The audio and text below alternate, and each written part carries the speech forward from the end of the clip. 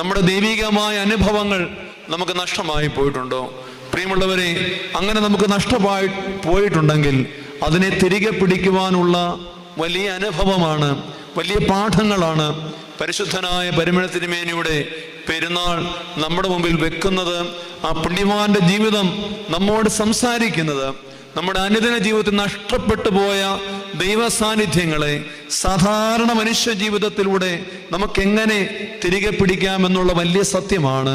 ആ ജീവിത ദർശനങ്ങളിലേക്ക് ഒന്നുകൂടി ആഴമായി ധ്യാനിക്കുവാൻ തക്കവണ്ണം ഈ പെരുന്നാൾ ആചരണവും ഈ വചന കേൾവിയും മുഖാന്തരമായി തീരട്ടെ എന്ന് ഞാൻ പ്രാർത്ഥിക്കുകയാണ്.